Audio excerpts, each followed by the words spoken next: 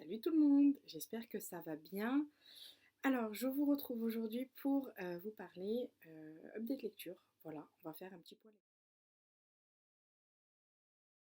Alors, donc, dans un premier temps, j'ai lu Scandalous de L.G. Chen. Alors, c'est le tome 3 de la saga Sinners, donc je vous le mettrai là quand j'afficherai le titre. Donc c'est le tome 3 de la saga Sinners et on va suivre Trent Rexroth et Brie. Voilà, donc Trent c'est un homme insensible, froid, calculateur. Il a 33 ans, Brie en a 18. Donc autant vous dire que leur relation va déranger. Voilà. Et en fait, Brie est la fille du père ennemi de Trent. Et ben, il va entraîner forcément leur relation, alors forcément entraîner un scandale, etc. Surtout que ben, son père, le père de Brie, donc, va l'utiliser pour justement espionner Trent. Et lui, il va la laisser faire pour voir jusqu'où elle est capable d'aller. Alors, ce livre, qu'est-ce que j'en ai pensé? Je l'ai lu d'une traite, on va pas se mentir. J'ai adoré, déjà j'avais adoré les deux premiers tomes, Devious et Vicious, pardon, Vicious et Devious, et, euh, et j'ai adoré Scandalous en fait.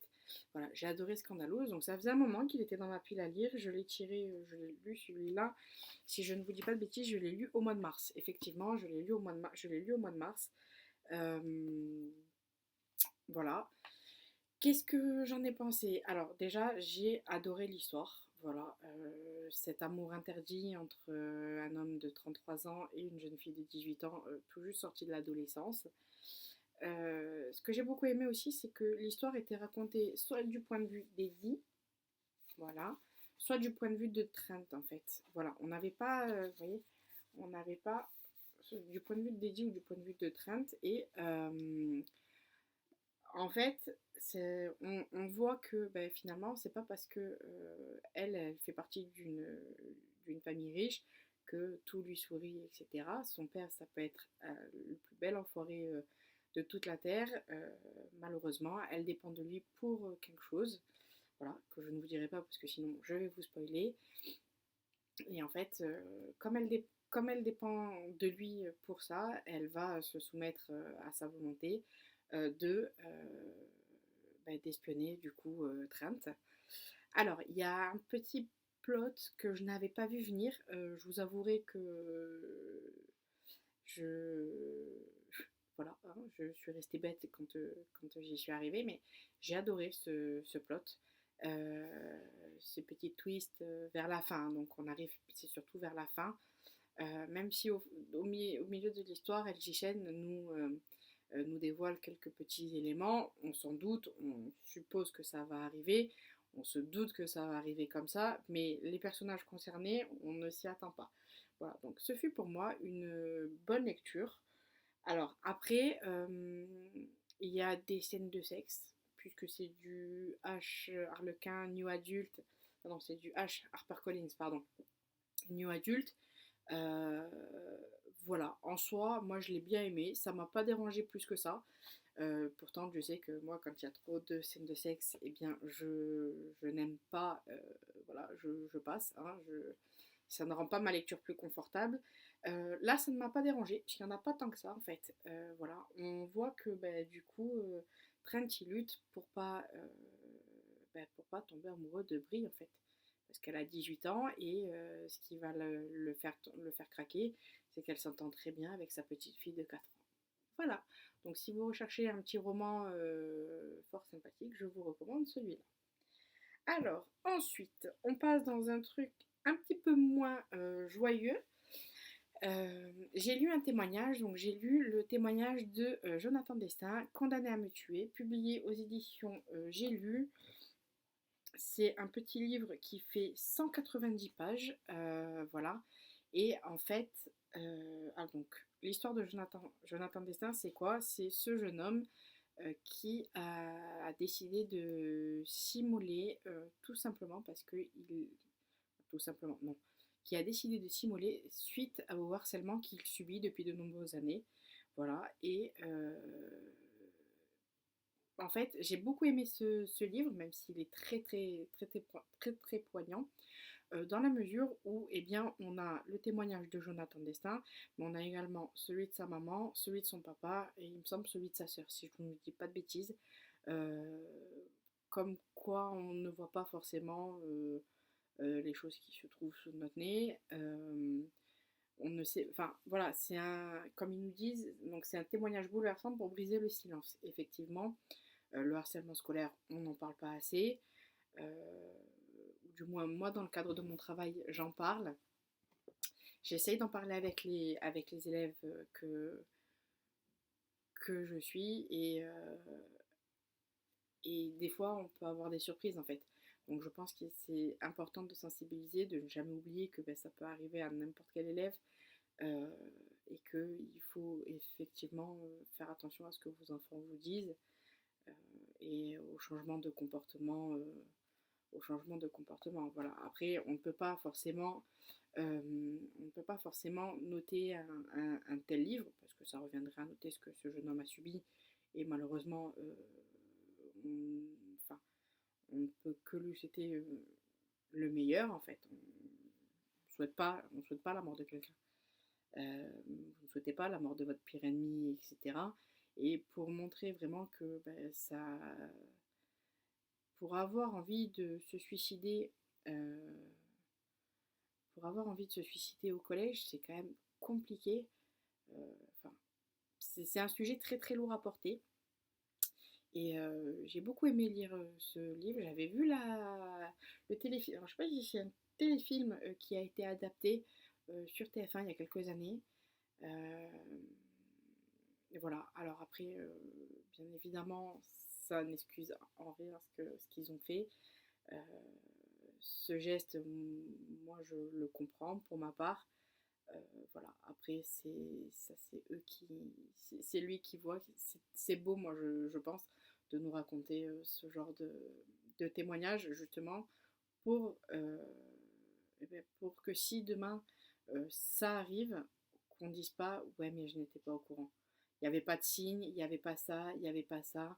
Donc je pense que ça c'est un très bon outil à faire étudier surtout aux élèves aussi pour lutter contre le harcèlement scolaire. J'ai lu un livre de George R.R. Martin qui est Feu et sang, la partie 1. Feu et sang, qu'est-ce que c'est? C'est l'histoire de Game of Thrones, donc l'histoire de l'union du royaume des sept couronnes, donc 300 ans avant le début de Game of Thrones. Alors, pour beaucoup n'ont pas vu la série, beaucoup ne veulent pas la voir, donc je vais essayer de trop spoiler. Voilà, mais si vous si vous ne voulez pas savoir ce que c'est, je vous conseille d'aller au livre suivant. Alors, Feu et sang, qu'est-ce que c'est? Ben, en fait, c'est la conquête du coup de Westeros par le roi, alors, si je ne dis pas de bêtises, Aegon Targaryen Ier. Je vous dis pas de bêtises. Parce qu'il y a tellement, en fait, voilà, c'est ça, Aegon Ier, le conquérant. Donc, en fait, vous voyez, on a la partie, elle se fait comme ça. Euh, En fait, on va suivre concrètement l'unification donc, du royaume des sept couronnes avec justement la famille Targaryen qui est au pouvoir. Alors forcément, quand vous avez des dragons, ben, ça aide hein, à prendre le pouvoir, voilà, puisque vous cramez tout le monde et puis on n'en parle plus. Hein. J'ai beaucoup aimé. Alors, ce sont des petites histoires en fait. Vous avez, du coup, on a c'est une espèce d'arbre généalogique de la famille Targaryen. Donc, on a Aegon, on va avoir, il me semble, ses fils, ses petits-fils, ses petites-filles, etc. Enfin, tout est histoire de. Après, sachant que les Targaryens, pour faire perdurer la lignée, ont pensé qu'il fallait se reproduire entre frères et sœurs. Voilà, voilà. Donc on va dire c'est un petit peu une ode à l'inceste. Hein. Euh, disons que si vous avez vu Game of Thrones, ça vous choquera pas. Hein, voilà, clairement, je ne vais pas vous mentir. Voilà, mais il faut que vous ayez vu Game of Thrones. Pas forcément lu les livres parce qu'ils sont très très longs, mais il faut que vous ayez vu Game of Thrones, au moins la première saison, pour comprendre de quoi on parle en fait là. Voilà. Donc il y a une partie 2, je ne sais pas si je la lirai. J'avais trouvé ce livre, euh, par hasard, voilà. Donc du coup, c'est l'histoire des Targaryens. Mais bon, après, si vous n'êtes pas si fan de l'univers que ça, ben, vous pouvez passer votre chemin. Si vous êtes intéressé par l'univers, vous pouvez jeter un œil à ce livre. Donc il est en deux parties ou alors l'intégrale est disponible. Voilà. Un appart de rêve amoureux compris de Roxane Dambre, publié aux éditions Calman Levy. Alors, qu'est-ce que c'est? On va suivre Noël, qui est une jeune femme dynamique et qui a un job atypique, c'est-à-dire elle est un petit peu espion pour entreprise. Je m'explique. Elle va s'infiltrer dans les entreprises sous couverture. euh, et en fait, elle va identifier les différents problèmes de cette entreprise et elle va tenter d'apporter des solutions. Donc voilà, c'est un job qui la passionne. C'est voilà, c'est un job qui la passionne et en fait, elle va infiltrer une agence immobilière dans laquelle rien ne va. Voilà, il y a un patron tyrannique, il y a un grouillot de service, on ne sait pas trop pourquoi il est là, il fait à manger, il vend des maisons, enfin bref, voilà.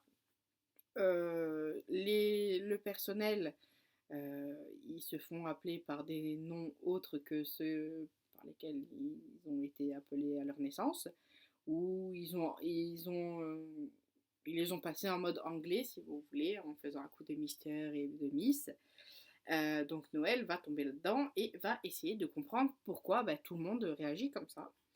Et en fait, du coup, comme elle est là sous couverture, on va lui dire, voilà, il va falloir que vous vendiez cette maison qui est hantée. Ça fait des années qu'elle est sur le marché de l'immobilier et personne n'arrive à la vendre. Donc, ça va entraîner des scènes cocasses. Alors, pour vous dire, j'ai lu ce livre en une après-midi. Pourquoi? J'ai ri du début jusqu'à la fin. C'est un gros, gros, gros, gros coup de cœur pour moi. Euh, Noël est très, très exubérante, très, très excentrique. Elle m'a fait trop rire avec son amour des escargots. Euh, Il y a des scènes qui sont à mourir de rire, mais vraiment, quand je vous dis à mourir de rire, voilà, c'est vraiment ça. Euh, et surtout quand ils sont à la maison, quand ils sont à la maison qui est hantée, ça donne des scènes folkloriques. Je vous promets que vous ne serez pas déçus en lisant ce livre. Alors c'est un très court livre, il fait 370 pages. Euh, j'ai acheté ce livre d'occasion, je ne le connaissais pas, je connaissais pas Roxane Dambre. Bien écoutez, je pense que ça a été mon coup de cœur pour l'instant de l'année 2021. J'ai vraiment, vraiment adoré ce livre. Euh, je vous Ensuite, en livre papier, j'ai terminé, mais j'ai lu également. Ah non, j'ai lu aussi L'Icabog, que je n'ai pas, puisque je l'avais emprunté à ma bibliothèque, donc j'ai dû le rendre. Je vous mettrai la photo ici, je pense. Oui, voilà. Alors, l'Icabog, c'est quoi? C'est un conte pour enfants écrit par J.K. Rowling. Voilà, donc c'est sur un monstre qui va terroriser un royaume tout entier. Donc vous allez me dire, ok, très bien. Bon, alors moi pour ma part, l'Icabog, je l'ai moyennement aimé. Je vous explique pourquoi. Euh, Parce que, eh bien, déjà, j'ai pas trouvé ça très très enfantin. Enfin, c'était enfantin sur certains passages, mais pas enfantin sur d'autres. Je m'explique. Euh, à la base, on nous dit, donc si vous fouillez un petit peu, on nous dit l'Icabog, c'est un monstre qui vit dans les marais et qui, voilà, et qui tue des gens. Bon, déjà, pour un conte pour enfants, effectivement, ça tue des gens. Bon, ok. J'ai trouvé qu'il y avait énormément de meurtres quand même pour un conte pour enfants. Euh, alors, d'après comme je m'étais renseignée, c'était un livre que J.K. Rowling avait écrit pour ses enfants entre le premier et le deuxième Harry Potter, il me semble. Euh, alors, si vous cherchez l'univers Harry Potter, on en est très loin, je vous le dis. On est toujours dans un univers assez fantastique, euh, mais là, ça mêle. On est plus du côté humain en fait. Voilà, ce sont des hommes avec des monstres. Il y a beaucoup de sang, beaucoup de stratégie, beaucoup de trop en fait. Euh, Par exemple, ben, il y a une certaine mort, moi, qui m'a un petit peu choquée. On comprend le sens. En soi, la morale, elle est très très belle aussi.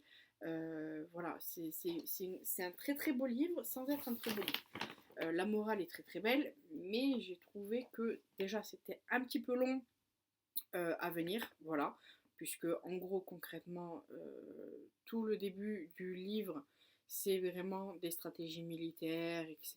Et toute la fin du livre, on nous parle vraiment de l'Ikabog en général, voilà. En gros concrètement on va suivre deux orphelins. euh, Enfin, c'est un monde un petit peu quand même paradoxal, hein. Voilà, donc moi je suis déçue puisque malheureusement je voulais l'aimer, mais je n'ai pas réussi à accrocher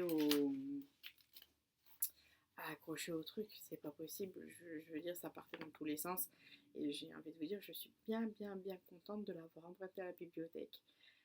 Voilà, comme ça m'a évité de dépenser des sous pour un tel livre. Je suis déçue parce que j'aime beaucoup J.K. Rowling, en dehors de toute la polémique qu'il y a eu, hein, voilà, moi je me base sur un auteur, peu importe ce qu'elle dit. J.K. Rowling est- et je pense que en fait Harry Potter, si vous voulez, il est là au niveau de la lecture pour moi. Et donc du coup, tout ce qu'elle a écrit après, c'est compliqué, parce que c'est compliqué de ne pas le comparer à Harry Potter. Voilà, donc je ne sais pas si vous pensez comme moi à ce niveau-là, mais bon, qu'est-ce que vous voulez que je vous dise? Malheureusement, c'est comme ça, on ne peut pas plaire à tout le monde. Alors, ensuite, il me reste deux livres à vous présenter. Donc, ce sont des livres numériques. J'ai lu dans un premier temps Les âmes pirates de J.K. Grass. Alors, je regarde en bas parce que j'ai mon petit carnet. Voilà. Donc, de J.K. Grass, pareil, je vous mettrai la photo ici. Donc, ça nous parle de quoi? J'ai oublié son prénom. C'est une jeune femme de bonne famille qui a été enlevée et qui va se retrouver sur un bateau pirate. Voilà. Donc avec toutes les croyances sur que les femmes à bord ça porte malheur, etc. Et en fait, je crois qu'elle s'appelle Florence, il me semble, hein, elle a été, on va dire, un petit peu exilée par sa famille, tout simplement, parce que ben, elle a eu des relations sexuelles avant le mariage et que à son époque, ben, c'est totalement proscrit, voilà, donc ce n'est plus une jeune fille de bonne famille, elle est plus pure, etc. Euh, donc, le livre est divisé en deux parties. Il y a une partie du coup du point de vue donc, de la jeune fille, une partie du point de vue euh, du pirate. Voilà, donc du pirate.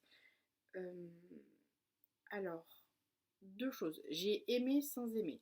Pourquoi? Alors, j'ai aimé ce livre parce que, eh bien, c'est vraiment une ode à la liberté, etc. Voilà. Que même si on est une jeune fille de bonne famille, ben, on n'est pas forcément obligé de faire ce que nos parents y veulent.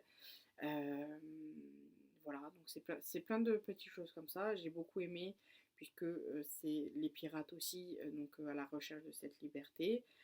Ça va être Florence, enfin la personnage principale à la recherche de cette liberté. Ça va être un petit peu tout le monde à la recherche de la liberté. La deuxième partie, c'est donc du point de vue du pirate. Et en fait, eh bien, elle est beaucoup plus courte que la première, donc déjà, voilà. Et ensuite, on comprend pas trop vraiment ce que ça fait là.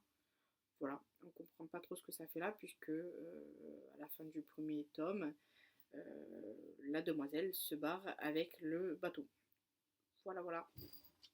Donc c'est quand même assez compliqué à vous expliquer, surtout que bien, je n'ai pas aimé la fin, hein, voilà, clairement. Quand l'histoire est dévoilée, donc pourquoi elle a été kidnappée, par qui, etc., qui est le commanditaire, etc. Moi, j'ai trouvé ça un petit peu trop tiré par les cheveux quand même. Voilà, après ça reste, c'est mon avis, mais j'ai trouvé ça très très tiré par les cheveux, pas un peu trop, mais très très tiré par les cheveux. Comment vous dire? Voilà, voilà, voilà. Et enfin, donc du coup, le dernier livre que j'ai lu, c'est Tu m'appartiens de Mary Higgins Clark. Alors, on va suivre une psychologue, je crois, qui anime une émission à la télé et en fait, elle va remettre à l'ordre du jour une disparition qui a eu lieu 3 ans plus tôt euh, d'une femme présentatrice d'un journal, je crois, voilà, mais dont on n'avait pas arrêté le coupable. Et en fait, l'auteur du coup de ce vol, de ce vol, non, l'auteur de l'auteur de ce rapt, hein, clairement, court toujours puisqu'il n'avait pas été arrêté. Et en fait, on va suivre voilà, cette histoire. Alors, j'ai beaucoup aimé. Alors, c'est un très très vieux livre. Tu m'appartiens, il me semble qu'il date d'il y a 20 ans. Donc, c'est pas forcément la même écriture qu'aujourd'hui. Après, Mary Higgins Clark, ça reste quand même la reine du thriller, hein, on va pas se mentir. Là, on était plus dans un thriller psychologique que dans un thriller policier. Euh, alors moi j'ai beaucoup aimé, voilà, après c'est du Mary Higgins Clark, je suis pas forcément fan de Mary Higgins Clark, mais ça se laisse lire, voilà, entre deux romances, entre deux livres, ça se laisse lire. Donc j'ai beaucoup apprécié cette histoire-là, j'apprécie que ça finisse bien, voilà, donc j'ai pas énormément de choses à vous dire là-dessus. Alors, cette vidéo est maintenant terminée. Je vais vous laisser à vos lectures. Je vous souhaite de bonnes choses et je vous dis à bientôt. Salut!